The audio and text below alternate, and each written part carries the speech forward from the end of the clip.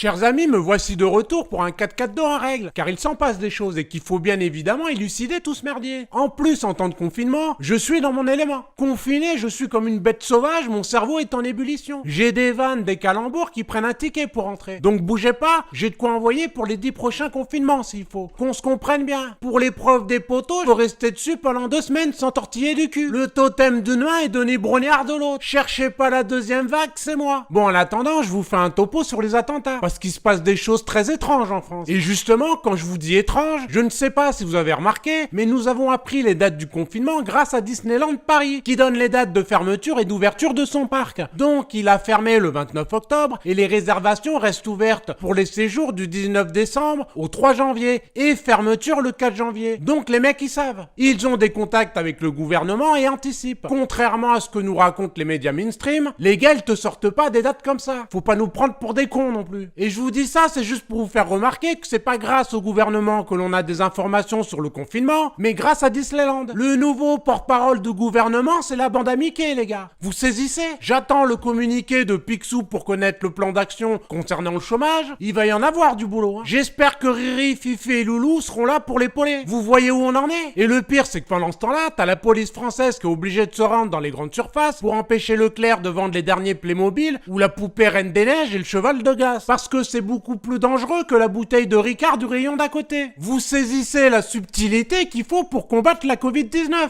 À un rayon près, c'est niqué quand même. Par contre, tu peux commander sur Amazon et ajouter des zéros au milliardaire Bezos. D'ailleurs, niveau conneries, on en tient un qui surpasse ses camarades. C'est l'ancien directeur général de la santé, William Dab, qui nous dit le plus simplement du monde qu'il faut que les enfants gardent le masque à la maison. Et même la journaliste est choquée, hein. Pourtant, c'est BFM TV. Donc, niveau soumission, normalement, elle est calée. Donc, elle lui demande comment ils vont faire pour manger à table. Forcément. La question paraît con, mais quand même. Et t'as l'autre William qui lui répond tranquillement qu'ils ne sont pas obligés de manger ensemble. J'ai montré la vidéo à Madame Marcel, elle s'y est repris à 3 fois avant d'accepter qu'il ait vraiment dit cette connerie. Ah, elle la mauvaise. Elle m'a sorti un déferlement de noms d'oiseaux dont elle a le secret. Et je me garderai bien d'étaler ici le contenu. Fort divertifiant en demeurant. Mais si William passe à côté de Madame Marcel, je conseille plutôt 4 voire 5 mètres de distance. Bras le long du corps et pas de gestes brusques. Qu'on se comprenne bien. Je vous dis, on est obligé de se marrer, hein. Sinon on pleure, hein. Avec ma femme, on fait de la calembour toute la journée. C'est Avatar à la maison. La situation est tellement illogique, mensongère, absurde, forcément il y a un univers de conneries à raconter. Là franchement, ce terrain de jeu,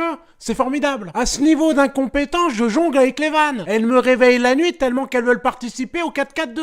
Avec toute cette histoire de Covid, même le CNRS se pose la question de l'origine du SRAS-CoV-2. Le journal se demande s'il est sorti d'un laboratoire. La réponse du virologue Étienne de Crowley, on ne peut pas éliminer cette hypothèse dans la mesure où le SARS-CoV qui a émergé en 2003 est sorti au moins 4 fois de laboratoire lors d'expérimentations. Par ailleurs, il faut savoir que le coronavirus était largement étudié dans les laboratoires proches de la zone d'émergence du SARS-CoV-2. Donc même le journal du CNRS se pose la question de savoir si on est là à cause d'un pangolin qui a enculé une chauve-souris. Est-ce que la partouze a vraiment lieu? Bon allez, on passe aux attentats, sinon ça va devenir dégueulasse. Je vais vous faire une datation de tous les attentats, vous allez m'en dire des nouvelles. Faut savoir que les attentats en France, on connaît. Et à chaque fois, il y a 1000 questions qui restent en suspens. Bref, le premier attentat a eu lieu le lendemain de l'annonce des alertes rouges. Je sais pas si vous vous rappelez, mais les mecs avaient sorti la boîte de crayons de couleur et gribouillé la carte de France. Ça se faisait un peu au bonheur à la chance quand même. Quand j'ai vu que l'attentat s'est produit le lendemain de l'annonce, franchement, en tant que complotiste qui se respecte, je me suis dit, il y a anguille sous roche. Pour te situer le truc, là, moi, je suis devant ma téloche, le cul posé sur le sofa à côté de Madame Marcel, qui me regarde du coin de l'œil. Elle, tout de suite, elle sait que je passe en mode complotiste. Après presque 20 piges avec Bibi, tu penses bien que la tulipe, elle le connaît, son bonhomme. Elle me dit, calme-toi Marcel, monte pas au grenier maintenant, attends de voir si c'est pas du pur hasard. Ne dis rien, sinon tu vas passer pour un complotiste de base. Pas faux. Du coup, je prends sur moi, j'attends patiemment, je guette ma proie, je scrute, je fouine, j'emmagasine les informations. Mon 4K2 est en gestation, les amis. Je te cache pas que j'ai envie d'en découdre. Et v'là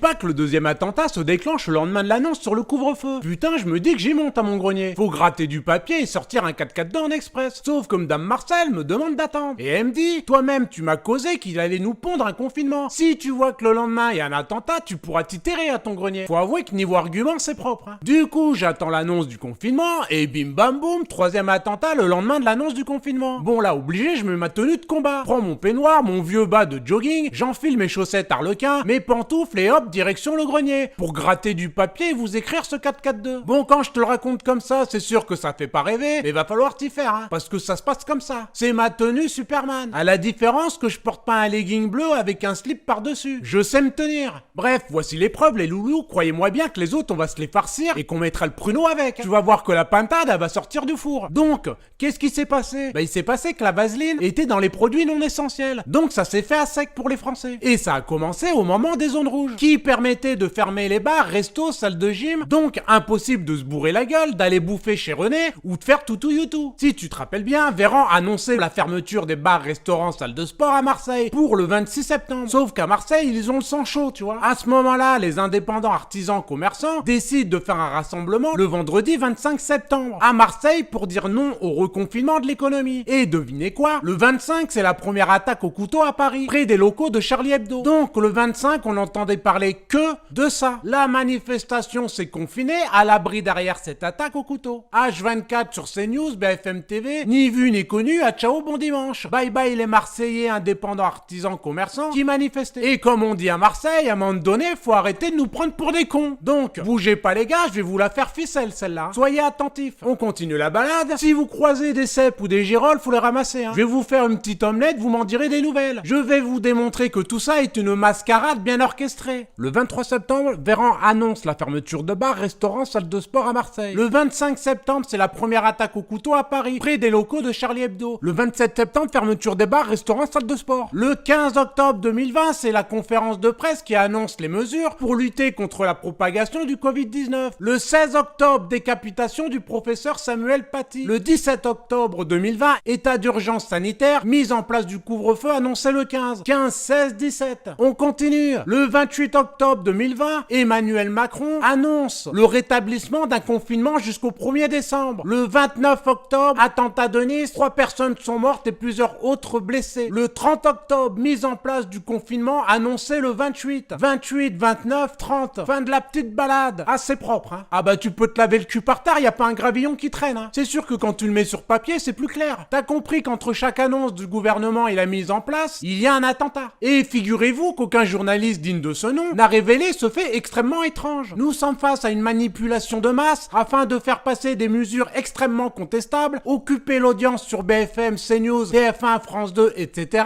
via ces attentats sous faux drapeau afin de faire taire ceux qui crient leur colère concernant les mesures absurdes du gouvernement. Et ajoutant à ça une stigmatisation de l'ensemble des musulmans sans distinction. Nous voyons maintenant que le système a signé un accord avec l'État profond, le terrorisme au service du Covid-19. Moi, je voudrais détourner l'attention et habiller la scène de crime que je m'y prendrais pas autrement. Mais j'ai cette impression qu'aujourd'hui, il n'y a plus besoin d'habiller une scène de crime, puisque nous avons sur notre territoire un gros paquet de fichiers S prêts à passer à l'action. Donc pourquoi se faire chier? Il suffit maintenant de faire de l'accompagnement. C'est ce que laisse entendre Jean-Pierre Chevènement face à Zemmour. Il dit textuellement, on voit qu'il y a des signalements qui permettent de combattre au quotidien un certain nombre de faits, comme la vocation de la décapitation de tel ou tel professeur. Chevènement sous-entend que les services de renseignement savent. Et juste pour info, il faut savoir que les renseignements jugeaient la situation apaisée, malgré les pressions d'un prédicateur fiché pour radicalisation. Le collège avait reçu de nombreux appels menaçants, et 4 jours après, le pauvre homme Samuel Paty, 47 ans, enseignant en histoire-géographie, est décapité. Donc c'est vrai que niveau apaisement, on n'y est pas totalement, hein. Il y a de la marge encore. Forcément, quand tu vois ça, le mec se fait couper la tête quand même, hein. L'émotion ne laisse plus place à la réflexion. Zemmour fait des records d'audience et plus personne ne peut blairer les musulmans, qui sont amalgamés sur tous les plateaux sans pouvoir se descendre puisqu'ils ne sont pas invités à le faire. Donc une haine se déverse en continu et tout le monde a oublié que les artisans commerçants indépendants étaient en train de crever. Même moi, quand j'écris ce 4x4-2, je me dis que c'est bien foutu leur truc, hein. C'est propre, hein. Que Charlie Hebdo fasse ses dessins, ça me pose aucun problème. Mais en quoi montrer le cul, la bite et les couilles du prophète des musulmans à des enfants de 13-14 ans va aider à la liberté d'expression? Je rappelle que l'on demande à des professeurs d'histoire géo de montrer la teub et les couilles pendues à des enfants, sous prétexte de liberté d'expression. Et que c'est validé par l'éducation nationale. Alors qu'on se comprenne bien, c'est quoi le projet? C'est de nous monter les uns contre les autres. C'est toujours la même chose, les gars. De diviser pour régner. Et ça fonctionne à chaque fois. Donc, au lieu de s'allier entre Français contre l'État profond,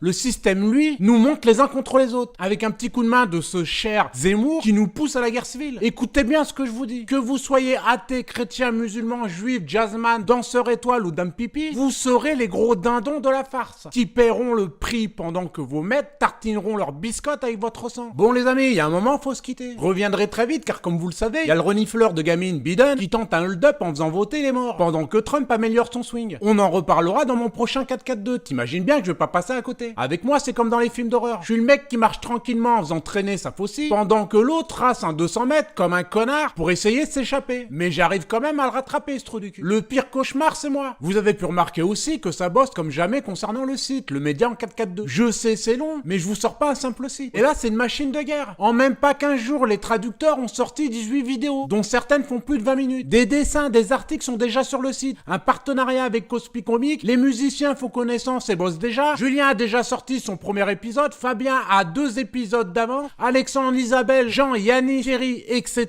Tout est dans les cartons. C'est réunion sur réunion en ce moment. D'ailleurs, si vous voulez nous aider, n'hésitez pas à rejoindre notre équipe. Ce site, c'est celui du peuple. Il n'y a pas d'intermédiaire ici. On parle entre nous. Donc si tu es monteur, musicien, traducteur, dessinateur, rédacteur, rejoins-nous. Il y a une telle ambiance dans l'équipe qu'on en oublierait presque qu'on est confiné. L'action, l'entraide et rencontrer des gens qui pensent comme vous, ça donne une force inimaginable. Vous n'avez pas idée. 1000 fois merci à toute l'équipe du 4-4-2, à vous tous qui me suivez. Si vous voulez me soutenir, vous pouvez le faire sur mon Tipeee en lien sous la vidéo. Et surtout, gardez la pêche, unissons-nous et demain on gagne. Je vous le garantis. À ciao les gars.